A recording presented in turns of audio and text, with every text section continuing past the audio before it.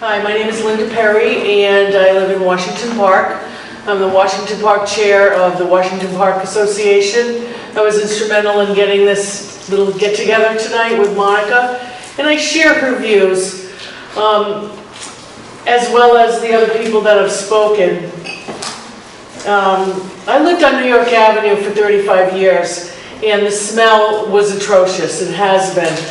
I watched a sleepy neighborhood be assaulted by the increase of industry and trucks, and more every day and every week, it seems. But there's no larger place to put it. There's no more infrastructure. There's not another road. There's not another Thurbers Avenue ramp. There's just no more space left. And that's one point. The other point about the Shell, I should say that they are an international company. They're a big polluter, and we know it. And they have emitted a whole host, and it's in the letter, a whole host of chemicals and pollutants. And as the other gentleman said, this is 2020 almost. There's new technologies.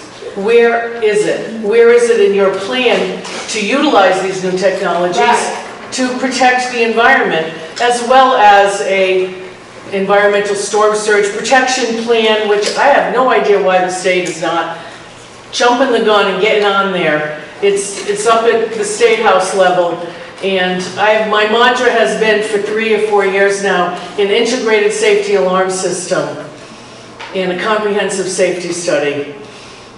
Comprehensive safety study and an integrated alarm system, in that order. There are some air quality monitors.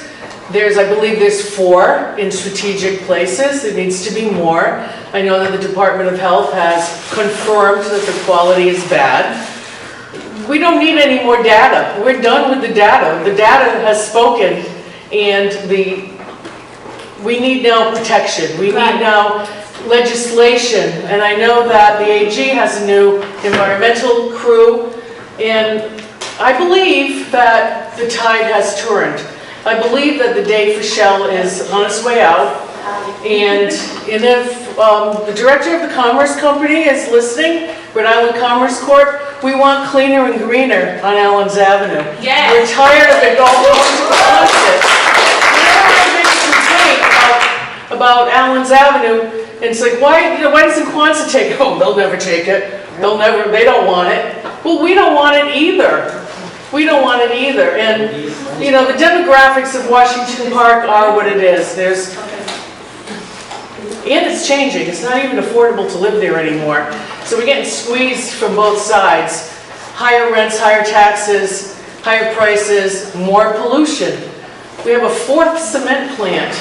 We didn't need a 4th cement plant. But the person who's shipping the cement is making the decisions. Right. So we need to really look at that. And in terms of Shell, I know that this is why we're here. The days of fossil fuels, I believe, are over.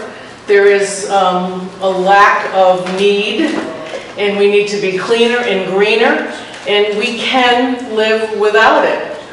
They say, oh, you need it. I don't think so. I really don't think we need it. And just read the data. Read the data and adhere to the data.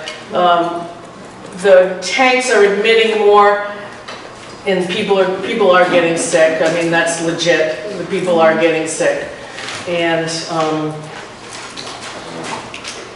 I'm not leaving Washington Park. A lot of people say you don't like it there, like you can move. No, I can't move. We're not going. No, I can't move. And I'm a little bit better off than some people, but I am not going to move. I love Washington Park, and I'm invested in the community. And I think that it needs to improve rather than just sweeping the problem under the rug. So,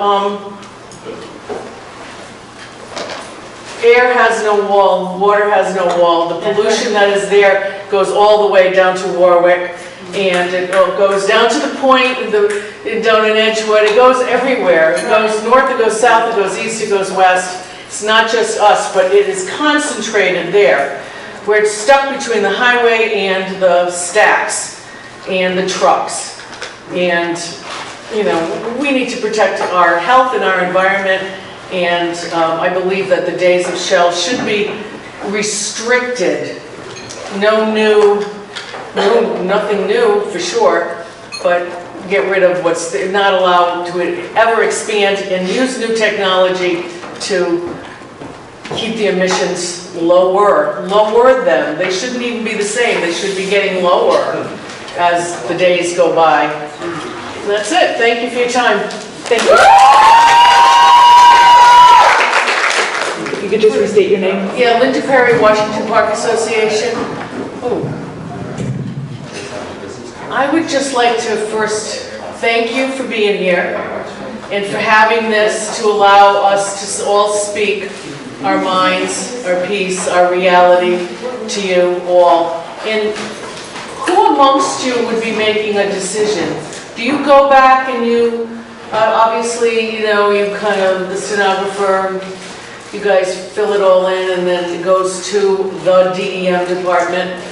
And then the process is, I hope it's not rubber stamped, fait accompli, you know? I hope it's not like everything that we've done before. I'm hoping that you all really take a good look at what's going on and use new data and demand that they restrict the emissions, if not restrict their ability to function, but just reduce the harm that is being done.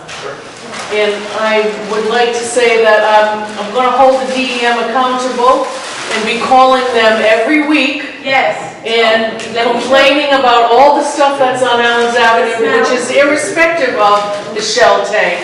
But cumulatively, it is a horror show. And you all know it. You know, you may not live near there, but you can see it. We have to drive through a pile of rusty dust constantly. Buildings are leaving, like Connolly Wharf just gave up. Yeah. And, you know, Sims Metal bought it. I was sickened by that, you know. Now all it is a barrier, a pollution barrier. If they knock that building down, it goes straight into the river, all that stuff. I want to see people be held accountable. Shell's one step in the right direction, but there's a lot of them on the road, and they all need to wake up, and we need more cleaner and greener on Allen's Avenue, and this is a step in the right direction, and I want to thank you for listening to us. Thank you. Excuse me.